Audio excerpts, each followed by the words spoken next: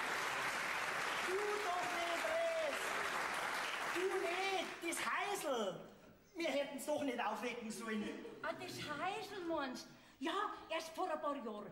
Da habe ich die Pläne oder die Schachtel in der Hand gehabt. Da habe ich mir schon überlegt, ob ich das ganze Zeigel nicht verbrennen sollte. Um Gottes Willen. Na, hab ich nicht. Also, Res, weißt du was? Jetzt legst du noch einmal ein bisschen hin und betst zum heiligen Scholastikus. Der ist doch nicht zuständig. Das ist der heilige Antonius. Bet, so wem's du willst. Der wird's dann dem Zuständigen schon ausrichten. Du betst inbrünstig.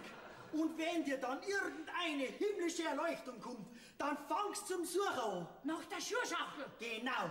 Und wenn du das gefunden hast, dann werden wir dem Bürgermeister mal ein bisschen einen Dampf unter seinem Allerwertesten machen. Mein Bub, ob das noch einen Wert hat? Versuchen müssen wir's. Also bitte schön, such, Tante Res. Also gut, dann suche ich, gell? Also beten, Ah, suchen. du kannst auch gleich suchen und dabei betten. Nur finden musst du das. Also beten, suchen, beten, suchen, beten.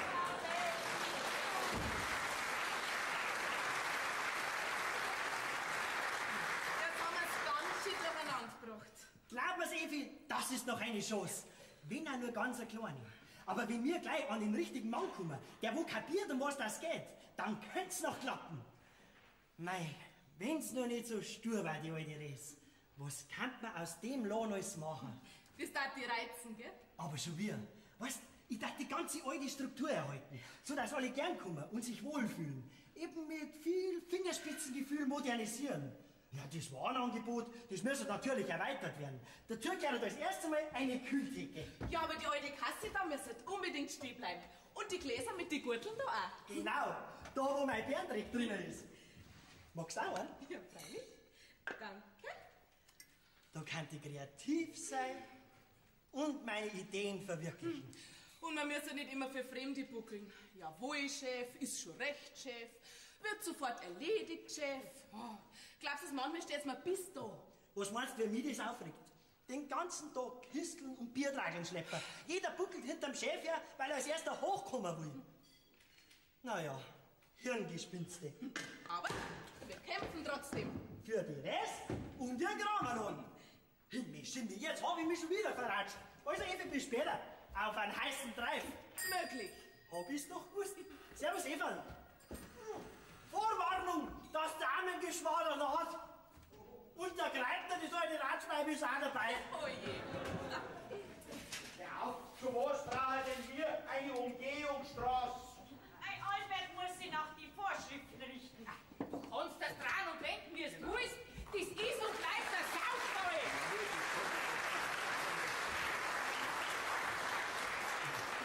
Grüß Gott beieinander. Geh, Frau Wamperl, was schimpfen Sie immer so? Das ist auch meine Meinung.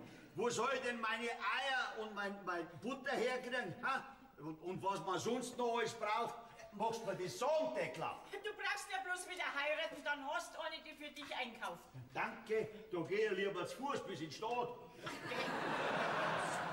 Was geht's denn jetzt alle auf mein Albert los? Der ist nun mal der Bürgermeister. Der wird schon wissen, was er tut. Ein Schmarrn weiß er. Ja, freilich. Er braucht ja nicht zum Einkaufen gehen. Und sie, die Frau Bürgermeister, die hat ein eigenes Auto und kann natürlich zweimal am Tag in die Stadt umfahren. Aber an uns denkt doch der nicht. Tekla, du musst deinem Herrn Sohn auf jeden Fall den Schwachsinn wieder ausreden. Ja, meinst du, der lässt sich von mir noch was sagen? Geh zu, der hat er doch früher schon nicht gefallen. 100 Mal aus dem Schrein müssen, bis er einmal gekommen ist. Und dein Ludermadel, die hat sie nachts umeinander drüben, obwohl es dir Hausarrest gegeben hast. Ja, was schreibst du das umeinander? Vertreibt's mir ja meine Kundschaft. Und, Therese, hast du was gefunden? Na, und? Was wollt ihr alle da? Mit dir reden. Jawohl, das wollen wir. Ja, da schau her. Haben wir denn schon Kirchweih, hä? Wieso Kirchweih? Weil so viel Gänsbein anstehen.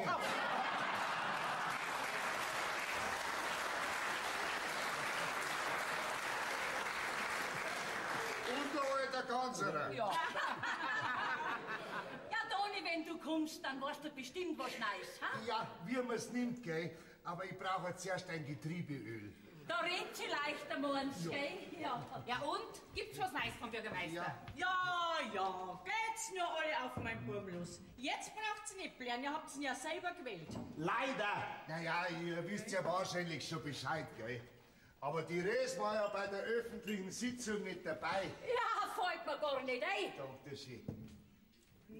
Ja, red halt endlich. Ja. Also blöd ist er nicht, unser Bürgermeister, das kann man nicht sagen. Er ist ja schließlich auf die höhere Schule gegangen. Damit meine ich, dass er raffiniert ist. Und das nicht wir, mein Lieber. Eine flammende Rede hat er gehalten. Ja, reden, das kann mein Albert. Möchtest du vielleicht einmal deine Pappen halten, ha? Also mit dem Naturschutz hat er es gehabt. Warte, ich hab mir's aufgeschrieben, damit ich ja nichts vergiss. Er setzt alles Menschenmögliche daran, hat er gesagt, dass die Naturschönheiten der Gegend erhalten bleiben.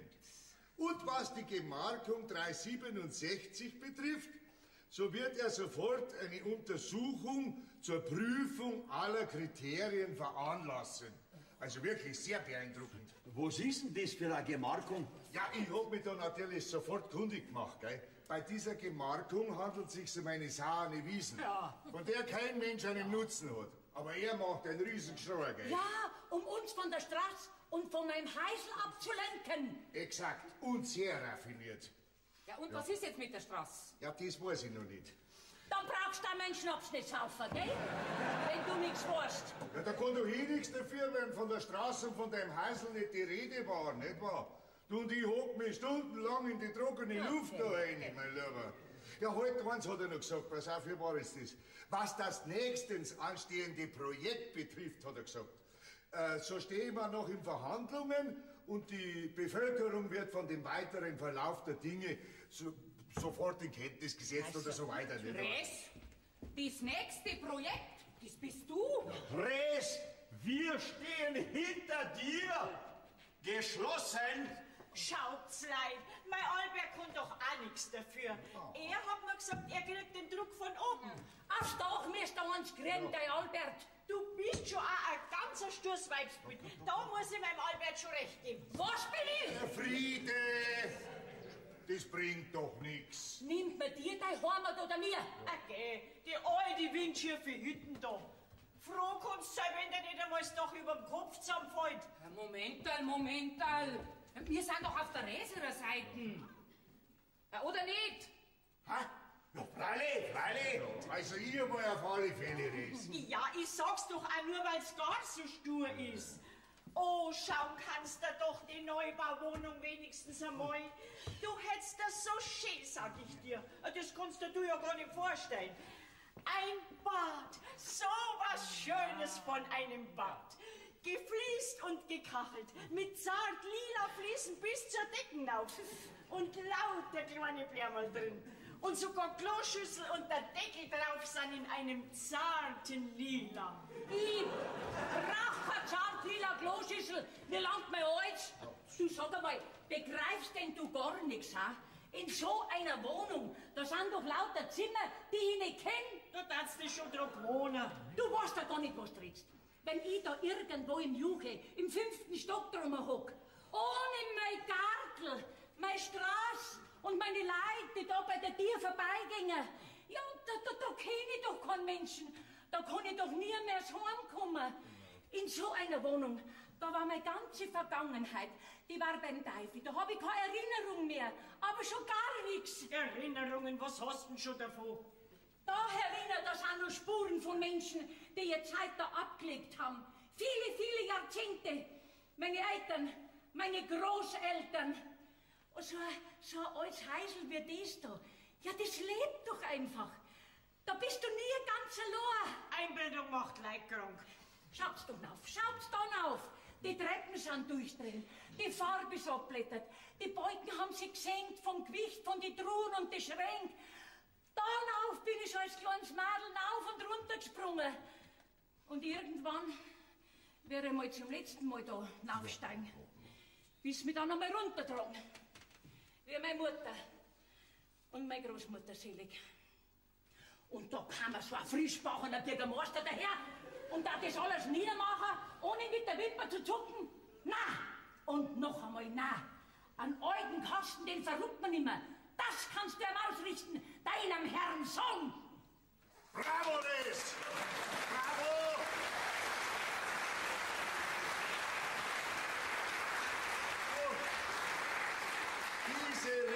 hättest du bei der öffentlichen Sitzung halten müssen. Da hätte der reinpacken können mit seinem Umweltschutz. So schön hast du das gesagt, Dres. Da soll einer kommen und mir mein Heisel wegnehmen und dem darf ich aber einen Lander blasen, mal immer. Ein Haus, das lebt, ist ein alter, sentimentaler Kas. Das sagt mein Albert. Was, Tekla? Dein Albert kann man im Mondschein begegnen. Aber wegen dir macht die Straße keinen Umweg von 20 Kilometern, sagt mein Albert. Weil es gleich wieder 500.000 mehr kosten darf. Ja, redet Geld, dann schweigt die Welt. Red doch du nicht immer mit, was weißt denn du schon? Ich weiß grundsätzlich gar nichts. Du sagst deinem Albert, er kann seine Straße bauen, meinetwegen, wo er will. Aber nicht durch oder über mein Heisel. Das wird schon vorher abgerissen. Ja, sind jetzt wir da, dass wir der Res helfen oder gegen sie arbeiten? Die ist doch befangen, das hab ich doch alle schon gesagt. Abgerissen, meinst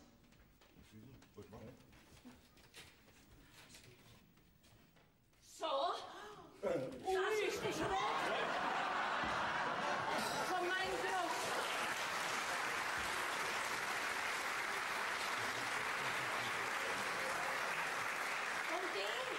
Und die putze ich jetzt. Rein zur Vorsorge. Ja, man weiß nie, wie man es brauchen kann, gell? Du bist ja narrisch, weil du kehrst ja leid, sag's doch auch was. Res, mach dich doch nicht unglücklich. Das ist doch die schönste Straße nicht wert.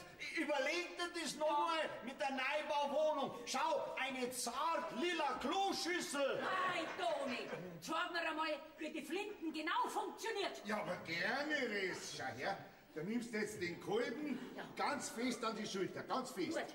Und dann nimmst du dein Ziel ganz genau, ganz fixiert. Und schon seid's dran.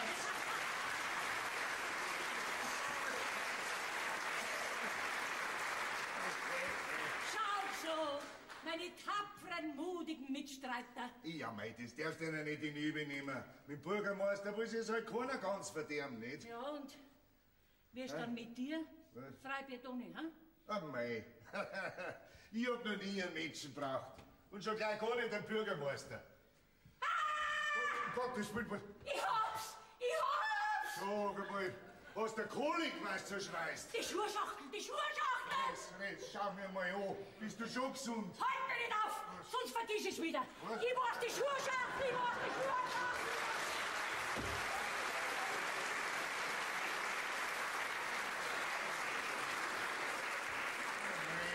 Nein. Wenn die Res schon eine Schuhschachtel so aus der Fassung bringt, dann steht er die den Kampf mit der Bürokratie nie durch. Schade um die zwei alten Hitten. Und das Heisel da. Und um die Res. Soll ich lieber hier aufs Dachboden aufsteigen? Mama, du kriegst der Hexensteig nach! Ja, passt aber auf, gell? Ja, was tut denn das da? Ja, grüß Gott, Frau Renifi. Jösses. Wie wird denn mit so zarten Händen, mit so gefährlichen Waffen umgehen? Schau. Der Herr Bürgermeister gibt uns wieder mal die Ehre. Ja, Ihre Tante weigert sich ja standhaft, den amtlichen Forderungen Nachfolge zu leisten. Und? Wundert Sie das? Naja, euge Leid sieht man so manches nach. Und schließlich ist man auch noch Mensch. Ach ja. Fräulein Evi, Sie sind doch eine junge, aufgeschlossene Frau. Sie sollten doch wissen, um was es eigentlich geht. Bedauere, Herr Bürgermeister, leider nein. Ich bin auch ganz und gar nicht Ihrer Meinung, dass man wegen einer Straße, die der Ort wirklich nicht braucht. Meinen Sie nicht, dass Sie da Ihr Durchblickvermögen ein bisschen überschätzen? Möglich. Ich sehe jedenfalls, dass die Menschlichkeit wieder mal dem Fortschritt geopfert werden soll. Menschlichkeit ist in diesem Zusammenhang wohl ein bisschen eine hochgegriffene Wortwahl, oder? Es kann doch auf alle Fälle nicht angehen, dass sich ein Einzelner dermaßen dem öffentlichen Interesse entgegensetzt, dass ein ganzes Projekt in Frage gestellt wird. Ja, wo sind wir denn? Sie haben da so eine wunderschöne Rede gehalten, Herr Bürgermeister. Ja, die Ansprache hat auch bei meinen Wählern einen nachhaltigen Eindruck hinterlassen. So, bei mir nicht. Naturschutz recht und gut, aber die einzige Art, die bei Ihnen keinen Schutz erhält, ist der Mensch. Fräulein Evi, Ihr entzückendes Köpferl ist viel zu schade. Zu dumm. meinen Sie wohl? Zu schade, und das betone ich ausdrücklich, als dass Sie es sich über so tiefgreifende Angelegenheiten zerbrechen sollten. Das überlassen Spitchen uns Männern, gell? Aber gern.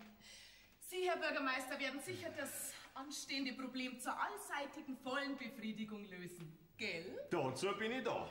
Wissen Sie was? Dieses nichtssagende, hochtrabende Geschwätz war ich mir nimmer länger an. Fräulein Evi, bleiben's doch da, bittchen. Schauen Sie, könnten wir zwei uns nicht einmal privat treffen? Wir zwei ganz allein, ohne alle belastenden Zwänge. Also mir wäre wirklich sehr daran gelegen. Bitte. Aber gern. Wenn es Ihre Frau erlaubt. Ja.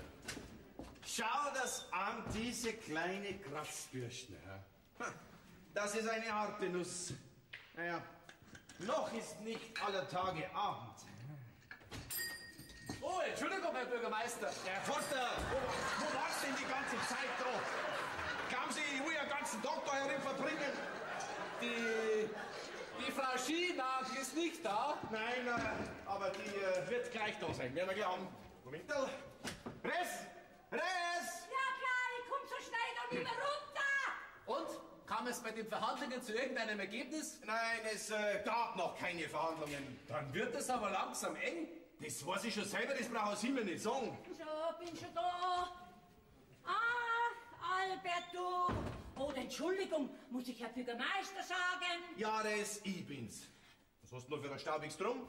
Das ist ja schon ganz von die Mais zerfressen. Finger weg da! Nur der Karton. Aber nicht, Gott sei Dank, nicht der Inhalt. Und Sie? Ja, was haben Sie mir zu berichten, hä? Frau Schienagel, wie Ihnen ja bekannt ist... Steht mein Heisel eurer Straße im Weg? Tja, bedauerlicherweise ja. Und da bleibt's ja stehen.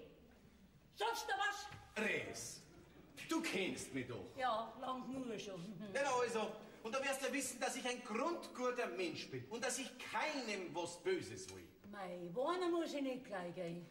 Keinem, hab ich gesagt. Und dir doch schon gleich gar nicht. Mein Gott, ich weiß noch gut. Wirst als kleiner Bub weit so in mein Lohn da reingetrabt bist, mit aufgeschlagenen Knie und Dreckbatzen bis zum Hosenboden auf. Ja, da, deine Nasenspitzen hat grad bis daher gereicht. Ja, also das gehört jetzt nicht daher. Ja, an die Füße hast du heute keinen Dreck mehr dran. Res, dir ist schon klar, dass wir auch anders können. Herr Bürgermeister. Anders können, hab ich gesagt. Res, in Härtefällen gibt's Zwangsenteignungen. Da kriegst du dann bloß einen Bruchteil von dem, was ich dir bieten würde. Ach so, meinst. Aber für Erdbebenopfer in Peru von Tür zu Tür rennen und eigenhändig sammeln, damit ja die armen Leute wieder ein Dach über den Kopf kriegen, gell? Und dann mein Heisel dem Erdboden gleich machen. Ha du, wie nennt man denn das? Ich werde das sagen. Eine doppelte Moral ist das. Also, so kommen wir nicht weiter. Ja, Forster, sagen Sie auch einmal was. Sehen Sie, Frau Schienagel, es ist ja gar nicht die Entscheidung des Herrn Bürgermeisters. Das sehen Sie vollkommen falsch. An diesem Projekt arbeiten bereits seit Monaten Untersuchungsausschüsse, Kommissionen, Schiedsstellen, hochrangige Experten. Die können alle miteinander in der Pfeife geraucht. Wenn Sie unbedingt eine neue Straße bauen wollt, ja, dann macht doch ein Tunnel unter meinem Heisel durch. Ja, natürlich. Freilich, so schaust du aus, ja. Und wer soll das Budget zahlen? Ja, ich doch nicht. Frau Schienagel, wie der Herr Bürgermeister bereits erwähnte, werden Sie mehr als großzügig entschädigt. Ich weiß, mit einer zart-lila Kloschüssel. Außer natürlich bei einer Zwangsenteignung. Jetzt werfen Sie doch mal einen Blick hinein. Warum meinen Sie wohl, haben wir als erstes diese großzügige Wohnanlage errichtet? Ja, wir haben uns schon etwas dabei gedacht. Wir gehen in genau geplanten Phasen vor, Schritt für Schritt. Nur die Rest. Macht euch einen Strich durch die genau geplanten Phasen. So, und jetzt werde ich euch einmal sagen, nur weil eine Horde damischer Bürokraten, die sich sowieso von meinen Steuern ihren Hintern platt drucken, bloß weil die sich in ihre Holzkette gesetzt haben, dass da einmal eine Straße hin muss, wo noch nie eine war, da lasse ich mir mein ererbtes Heisel nicht von Erdboden gleich machen. Wo soll denn meine Kundschaft sonst ihre Krautköpfe kaufen, ha? Es gibt doch einen Supermarkt. Mit dir rede ich doch nimmer!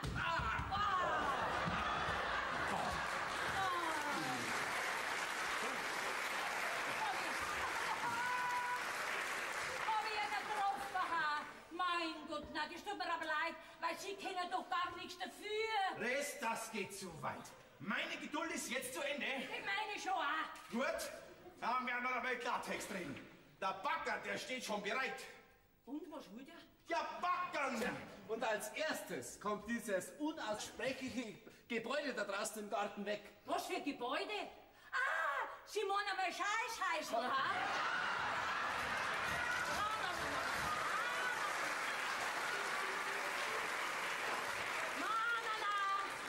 Das geht nicht. Wo soll ich denn sonst mein Kreisatz trocknen, ha?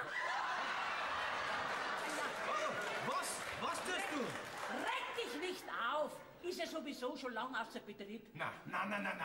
Mit dieser geschlamperten Wirtschaft räume ich jetzt auf. Da gibt's jetzt kein Pardon mehr. Was bitteschön ist denn das? Mein Gott, hat schon mal wieder so ein armes Mauseli erwischt, ha? Soll das heißen, du hast Mäuse? Ja, ich mein schon, dass das eine Maus ist und kein Dromedar. Mäuse? Ekel, erregendes Ungeziefer übelster Art. Krankheitsüberträger in einem Lebensmittelladen.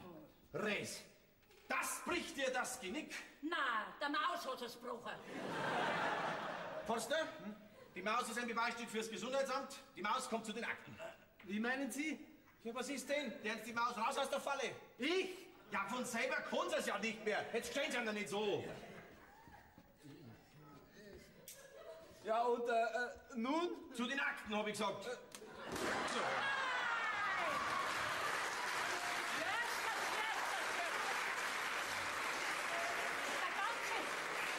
Der ganze Bad unter der Tätsch Maus mitten im schönen Neubaugebiet. Du regst mich halt nicht mehr auf. Du hörst noch von mir. Bedauere. Forster! Na.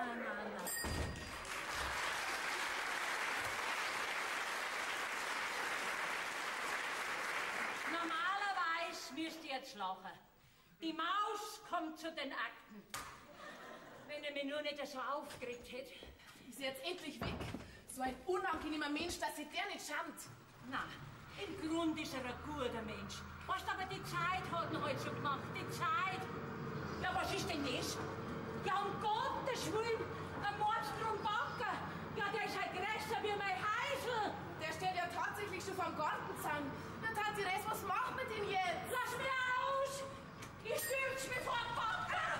Das machst du nicht, Res. Gar nicht beachten. Einfach ignorieren. Du wärst doch dein junges Leben nicht so sinnlos wegwerfen wollen.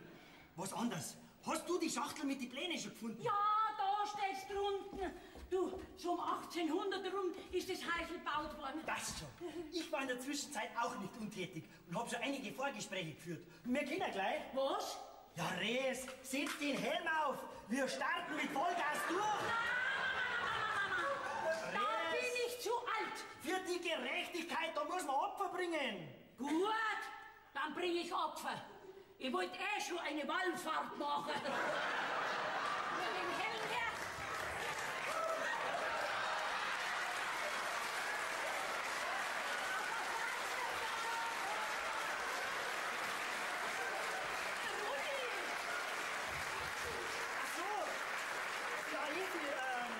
Entschuldige, grüß dich und vierte auch gleich. Ja, aber du wolltest doch mit mir... Bedauere außerordentlich. Aber die erste Spritztour muss ich mit dieser streitbaren, aber dennoch bezaubernden Dame machen. Leider.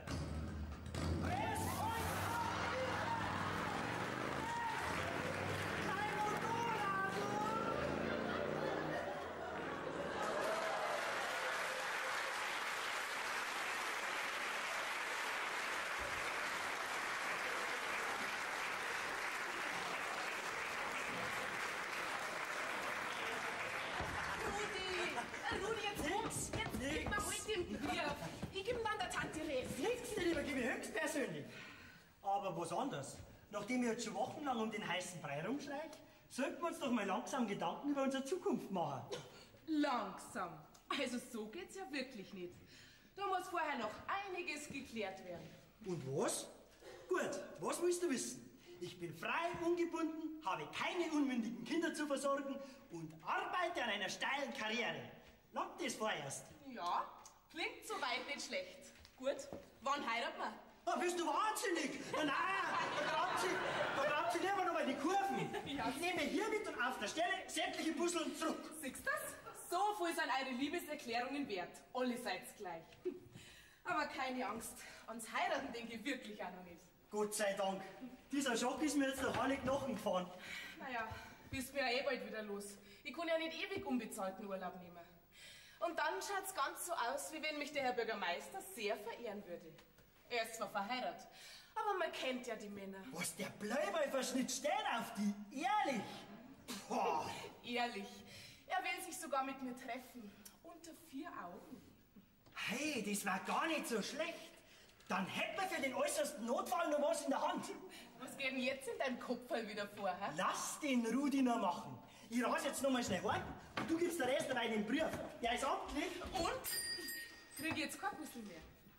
Nichts lieber als das. Jesus, Turgedurz, ist da dieser Gaude? Schau. Tante Therese, wir haben bloß ein amtliches Schreiben für dich. Amtlich? Mach's auf, Rudi, mach's auf. Das amtliche Schreiben, lass mich hier sitzen. Nicht, dass mich umhaut. Amtlich. Vorläufiger Bescheid. Was? Sofortiger Baustopp. Staatliche Zuwendung für nötige Sanierungsmaßnahmen des denkmalgeschützten Anwesen Nesthockerweg 7 in Aussicht gestellt werden. Tante Therese, du hast gewonnen. Kinder, ich sag's euch, es hängt nicht 100 Jahre nach einer Seite. Es kommt der Tag, wo ich wieder lag und nicht die anderen. Therese, gratuliert dir. Also hat meine Wallfahrt auf deinen Feuerstuhl doch genützt.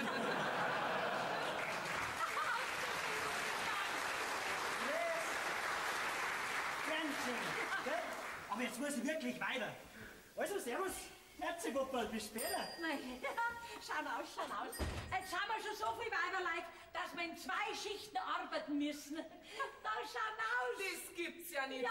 Rund um den Backer stehen lauter Biertisch und Bänke. Und alle lassen es gut gehen. Ja, und der Baggerfahrer sitzt mittendrin. Du, zuerst ist er schon umeinander gekupft, auf das wir das Rumpelstilzchen selber. Aber dann, gegen so viel Weiberleid hat er nichts mehr ausrichten können. Und dann hat er quasi kapituliert. Da schau, jetzt frisst er schon das 4. Stückel Kuchen. Tante Therese, das kostet ja aber einen Haufen Geld. Ja, mir doch nicht. Hat alles die Frau Bürgermeister gesponsert. Ui. Wenn das der Herr Bürgermeister erfährt, das gibt Ärger. Wieso? Mit dem Brief in der Tasche? Na. Der Backer wird umzingelt. Oder er walzt uns alle nieder.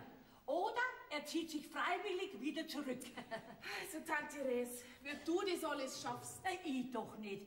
Der Rudi ist auf die gute Idee gekommen. Ja, ist übrigens ein cleveres Bürscherl. Und dann steht ja meine ganze Kundschaft hinter mir. Es hätte ich nie geglaubt, nie. Ja. Aber dass ich alle zusammengetrommelt hab, da redst nichts davon, gell?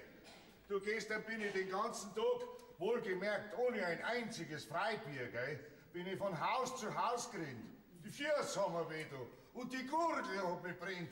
So, wenn man das Maulfransen kriegt. Dass ja jeder mitmacht bei der genialen Aktion, nicht? War vielleicht die Idee mit der Belagerung von dir? Ja, natürlich. Was? Oder kennst du sonst noch jemand in diesem Kaff, der so grandiose Einfälle hat? Naja, der Rudi hat einmal so nebenbei was verlauten lassen, gell? Aber ich war als erstes bei der Frau Bürgermeister und Wunder, oh Wunder, sie hat sofort mitgemacht. So viel Schneid hätte ich dir gar nicht zutraut. Ja, sie hat gesagt, jede von den Weibern muss sofort einen Kuchen backen. Die Kosten übernimmt sie.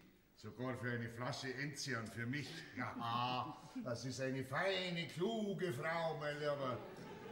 Und heiratet einen solchen Deppen, gell?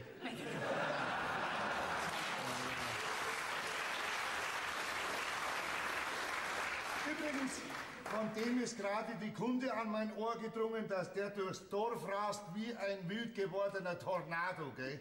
Also Res, wenn der in der Laderl reinfliegt, dann darfst du deine Knoblauchzipfel aber festhalten. Sonst, hui, sind's raus beim Tier. Vor dem Herrn Bürgermeister haben wir jetzt gar keine Angst mehr. Gell, Tante Therese? Aber schon gar nicht. Aber wenn der Belagerungszustand um den Backer noch lang dauert, dann wird uns wahrscheinlich die Munition in Form von Kuchen und Wurst ausgeben. Einen Schnaps hast du vergessen. Aber den krieg ich ja sowieso. Von wem denn? Ja, von dir? Effi hinaus und hilft der Frau Bürgermeister, die der Wunsch des Schulz aufteilt. Mei, schau her, alle sind's gekommen. Du, bloß die Thekla sicher nicht. Jesus, die Thekla, die hätte ich jetzt bald vergessen. Die steht da hinten ums Eck rum, weißt du? Ja, die traut sich nicht rein wegen Neuling, weißt du das ja selber. Ja, und ich habe mich jetzt bereit erklärt, die Friedensvorverhandlungen zu übernehmen. Soll ich ja schreien? Na, nicht reintrauen, so ein dummes Luder. Freilich, hol's rein, auf was wart's denn noch? No. Bisschen freundlicher geht's nicht, hä? Thekla! Einer! Husch! Grüß dich, Res. Grüß dich, Thekla. Ich hab nicht eher kommen können, Kirschnudel war noch nicht fertig. Ich hab sie ja noch draußen hingestellt. Du, der Baggerfahrer, der schaufelt schon rein in sich. Mein Lieber, der kann vielleicht fressen. Muss ich gleich aus dazu. Mein Schnaps holen wir später, gell? Mein Lieber. Mit deiner zartlila Kloschüssel hast du mich beinahe aufgeregt. Hast ja recht. Eine stinknormale Weiße Tatsache, gell? Ja. Ein bisschen blöd sind wir schon. Ich bin ja so froh, dass wir wieder gut sind. Okay, ich war da doch nie best. Nur eine Stunde hat er mir halt, gell? Du, aber mit dem Gewehr hättest du auch nicht so rumfuchteln brauchen. Einer so der Schrecker. Okay, weiter, ich hätte doch nie geschossen. Und am allerwenigstens auf dich. Hättest auf deinen Herrn Sohn. Okay. Musst doch mich auch verstehen. Er ist halt trotz allem einmal mein Bub. Ja, freilich. Und man weiß ja nie, gell, was aus den Kindern einmal wird. Du, ich mein, als dein Bub, da ist er schwer in Ordnung. Aber als Bürgermeister, da ist er ein Depp. Das darfst du jetzt nicht sagen. Ah, komm, fangen wir nicht wieder von vorne an. Die alten Geschichten lassen wir ruhen. Geh mit mir hinaus in die Küche, ich zeig dir was. Da haben wir ja keine Zeit und keine Ruhe da herinnen. Jeden Augenblick rumpelt bei anderer rein, gell? Bin ich aber zu neugierig, was du mir sagst. Es ist ja nicht zu fassen. Es ist ja nicht zu fassen. Meine eigene Frau, dass ich das noch erleben muss. Ja, sei froh, dass du das erlebst. Sonst warst du nämlich schon im Hotel zur hölzernen Kiste. Red doch nicht so deppert daher, mach das doch. Darf mich nicht wundern, wenn hinter der ganzen Gaudi da du stecken darfst. Darf mich auch nicht wundern. Sag mal, was rennst du mir die ganze Zeit hinterher? Was willst du denn von mir? Beruhigen möchte dich. Ich will mich nicht beruhigen. Ist auch recht, dann regst du dich halt auf. Und dann wollte ich dir noch einmal die Meinung sagen. Interessiert mich nicht. Was meinst denn du, was mich für die Gemeinde eine Spassetteln da kosten? Da Aufruf zum Streik. Aber das wird euch alles nichts nutzen. Ja, das wird sich noch rausstellen.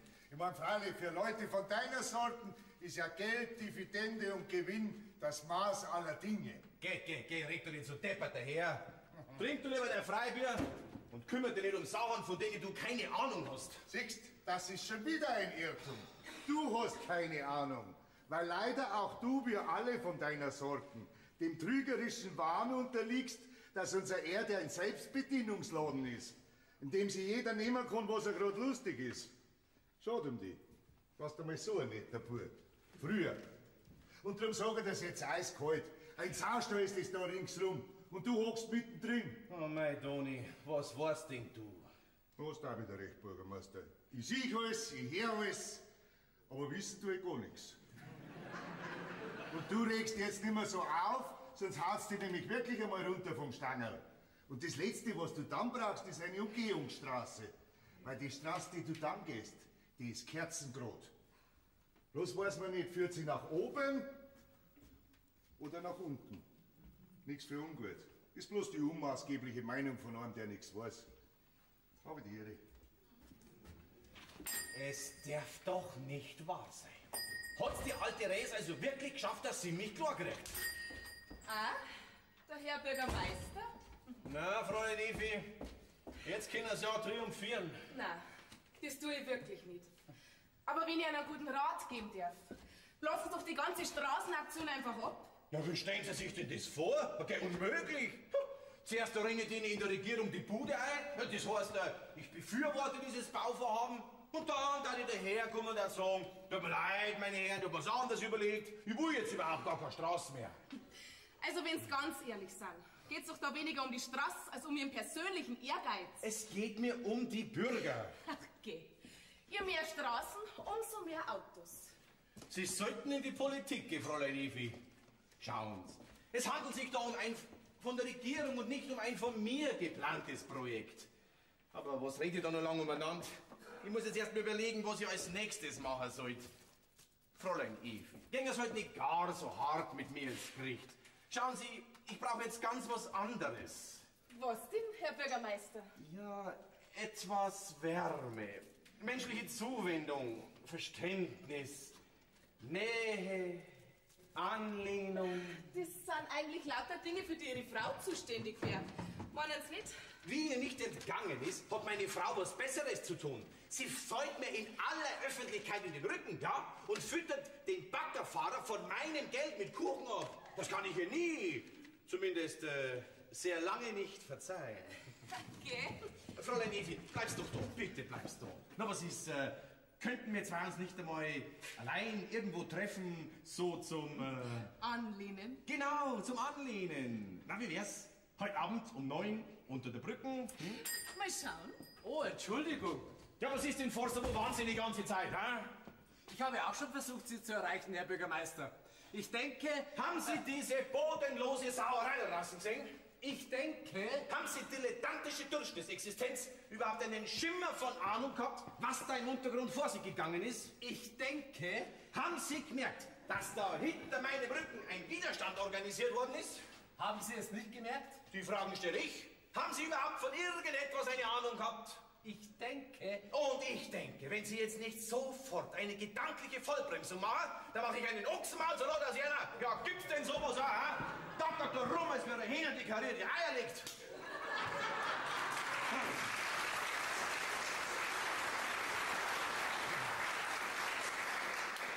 Ich denke, Sie sollten mich jetzt endlich einmal aussprechen lassen, Herr Bürgermeister. Ha? Was ist los? Hören Sie mir endlich zu, dann erfahren Sie es. Ich bitte um Ruhe. Ich gedenke zu sprechen. Also, ich denke, dass wir die Aktion Umgehungsstraße umgehend ablassen sollten. Ja, noch besteht die Möglichkeit dazu. Das Projekt war sowieso noch lange nicht durch alle Instanzen abgesegnet. Ich denke vor allem, wir sollten uns nicht noch mehr blamieren. Tja, ich blamier mich nicht. Da wäre ich mir nicht so sicher. Sehen Sie es doch ein. Die Sache ist gestorben, mein Bester. Sie, ich bin nicht Ihr Bester. Und überhaupt, ja, wie reden denn Sie mit mir, hä?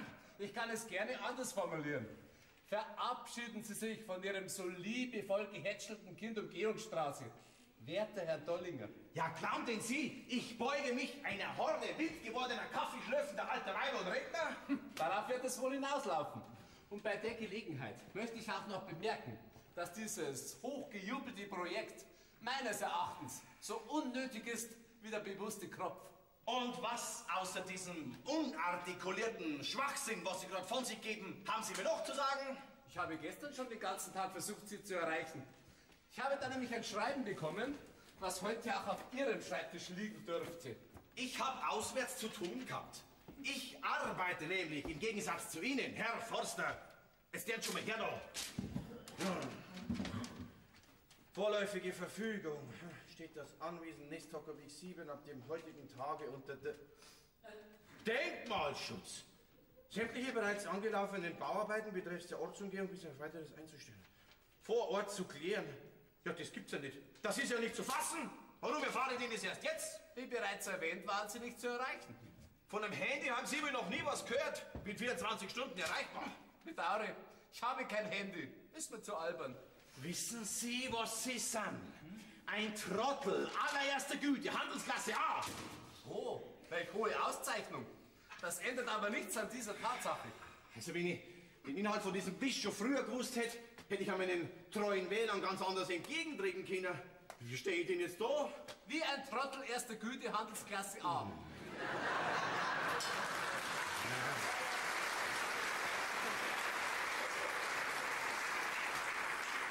Hat's also der Res wirklich geschafft, dass sie mich klar kriegt?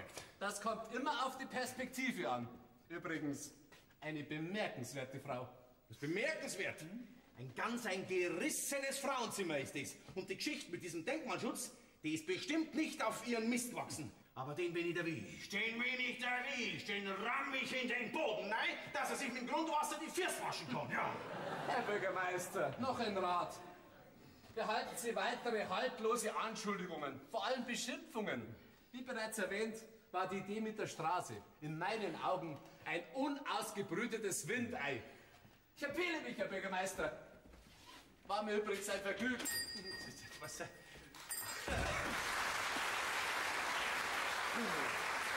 Was drückt sich denn dieser aufgeschlösselte Bürohengst überhaupt ein? Aber jetzt kommt meine Frau Gemahlin. Albert, geh halt nicht so streng mit deiner Frau um. Auch du, meine eigene Mutter. Natürlich ist der eigene Mutter. Eine andere hätte den Dickkopf schon anders zurechtgesetzt. Wir zwei reden später miteinander, gell, Res? Und jetzt kaufe ich mir erst meine Frau Gemahlin. Halt! Zuerst muss der ich was sagen. Schau, Bur, am besten du regst dich jetzt da gar nicht mehr auf.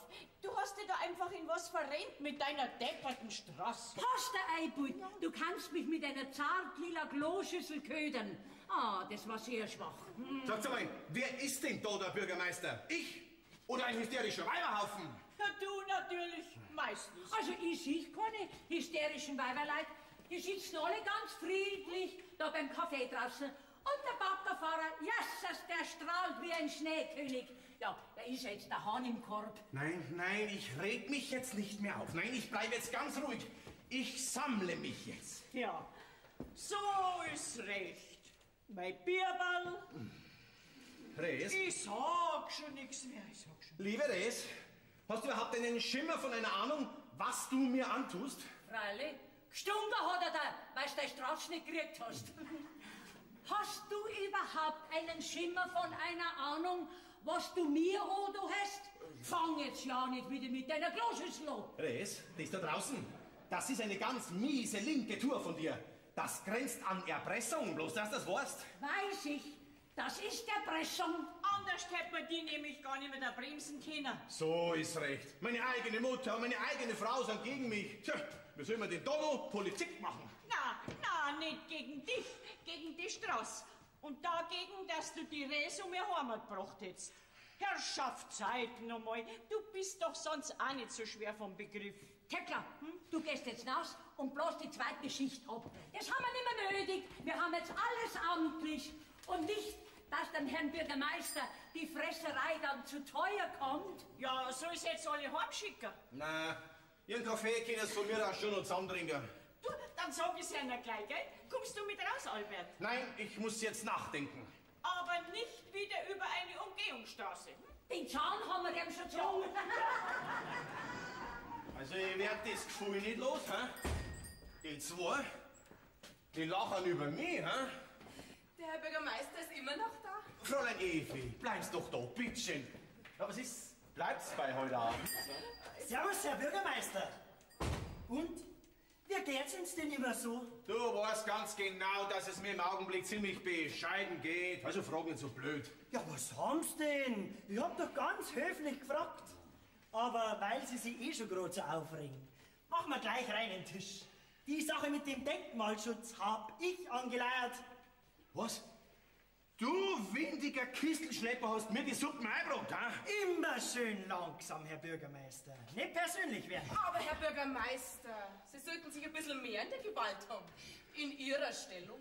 Hab ich doch gleich gewusst, dass die Res von selber nicht auf die Idee gekommen ist. Gib's zu, Birscherl. Du hast ein persönliches Interesse daran, mich zu ruinieren. Dazu sind Sie mir persönlich viel zu unwichtig. Ich habe nur ein Interesse daran, dass die Res in dem Haus da bleiben kann und den Lohn weiterführen. Das ist alles. Ja, hör mir doch auf. Euch alternative Umwegspinner, ich kennt mir doch. Ihr geht's doch über Leichen. Glaubst du, dass ich kann dir? Mein Albert, da bist ja. Jetzt komm halt endlich einmal raus. Alle warten schon auf dich. Also Frauen, wenn ich da hinausblicke, dann fühle ich mich gezwungen, dass ich dir einiges zu sagen habe. Und zwar unmissverständlich. Später, Albert, später. Jetzt beruhig dich heute mal. Außerdem weiß ich, was du mir sagen willst. Ich verstehe dich ja, aber du hättest sie doch durch nichts und niemand von dieser damischen Idee aufhalten lassen. Frau, ich hab dir schon 100-mal gesagt, dass diese damische Idee nicht auf meinen Mist gewachsen ist, sondern ich war nur... Ausführendes Organ, ich weiß. Ja. Aber glaub mir, Albert, Wenn du das geschafft hättest, dass du der Res alles wegnimmst, dann hättest du dich als Bürgermeister nimmer lang halten können. Ihre Frau hat wirklich recht, Herr Bürgermeister. Der Mensch und die Natur um uns herum sind nun mal das Wichtigste auf der Welt. Und nicht der Fortschritt. Ja, ich weiß Natürlich schon. hätten wir uns die ganze Aktion sparen können, wenn wir schon gestern von dem Schreiben gewusst hätten. Aber schau, so haben wir doch ein wunderschönes Dorffest. Ein Dorffest? Ja. Ich halt's nicht aus. Da schau her, der Baggerführer, der haut sich seine Wand mit dem Kuchen voll, ja? Da schau hin, da.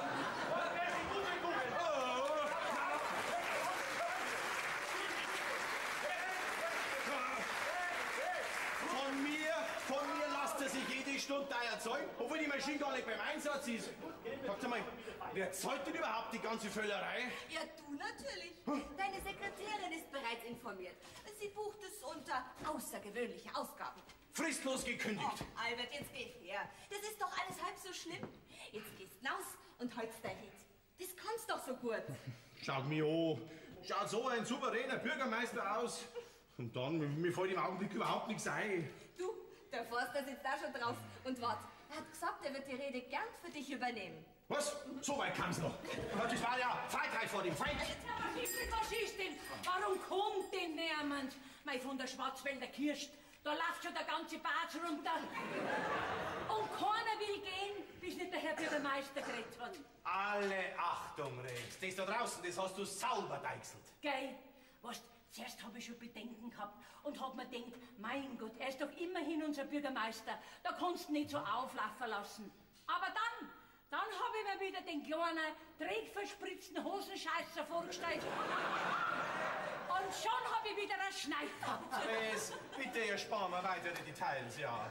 Ja. Also, Res, was ich sagen will ist, du kannst natürlich in deinem Heisel da herinbleiben und in das Kapuff da, in das Laderl da kannst du dich reinstellen, solange du willst. Bist jetzt zufrieden? Freilich. Aber lebend hast mich du nie aus mein Heisel rausgebracht. Ja. Und was mein Ladel anbelangt, na, das gebe ich her. Hä? Was, wieso? Ich bin ja nicht narrisch, das behalte ich nimmer. Was? Sag mal, willst du mit so einem Narren halten? Ja, was soll denn das Theater? Brudi, du hast doch immer gesagt, dass du selbstständig machen willst, stimmt's? Ja. Na gut, dann machst du selbstständig. Und du, Effi, du hast immer geschwärmt von meinem Puppenladel. Stimmt's? Ja. Na also, dann der euch zusammen, helft zusammen, baut euch was auf, wenn's ihr euch so gern habt. Aber im ersten Stock drum bleib ich wohnen, damit ich ja immer runterschauen kann, ob ihr zwar auch alles richtig macht. Also, Tante Res, ich weiß gar nicht, was ich sagen soll. Dann sagst du nichts. Mir fällt auch nichts ein. Mir ausnahmsweise auch nicht. Aber dein Motorradl stehst nicht wieder so saublöd hiebe der Radl, gell? Zu Befehl! Ja. Dankeschön, Res. Also, ich muss sagen, ich bin sprachlos. Das ist im Moment auch das Gescheiteste. Halt! Eine Bedingung habe ich noch. Aber jetzt kommt's dicke Ende. Dass immer für unseren Bürgermeister, für mein kleiner Albertl, ein Brausepulver und ein Lutscher auf Lager ist. Ja, wenn es so ist. Wenn es so ist, dann gehe ich jetzt raus und werde mir Rede halten. Und du, Res, du bist die Hauptperson. Bürgermeister, brauchst keine Rede mehr halten, weil der Forster hat schon angefangen. Was?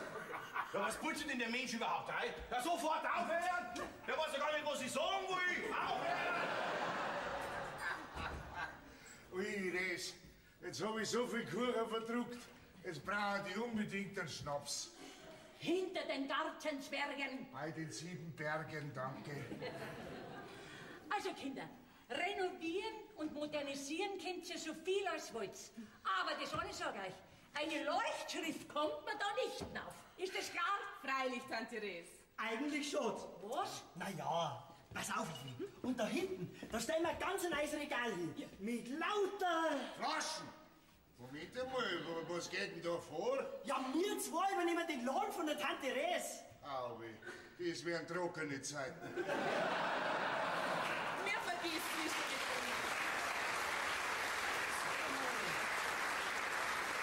Ja, jetzt ich auch mal wieder was sagen.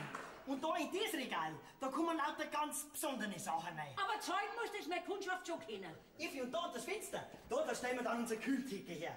Ja, das ist immer gut, wenn man einen Tiefkühlkost auf Lager hat. Und alles selbst angebaut und biologisch. Gell, Tante Res? Du, Res, gibt's eigentlich einen biologischen Schnaps auch? Kinder, habt ihr überhaupt ein Geld? Ach so, ein Geld? Na? No, das hab ich mir gedacht. Ich gebe euch einen Kredit. Tante Res, ich glaube, ich dran. Also Res, du denkst wirklich an alles. Evi, und die Reklame da draußen, die tun wir weg. Und dann schreiben wir ganz groß hin, Efis und Rudis Bio-Feinkostladen. Aber keine Leuchtschrift. Ja, überlegt euch das gut, gell? Keine Leuchtschrift. Sonst wird der Kredit gestrichen. Und was die Krameres sagt, das gilt.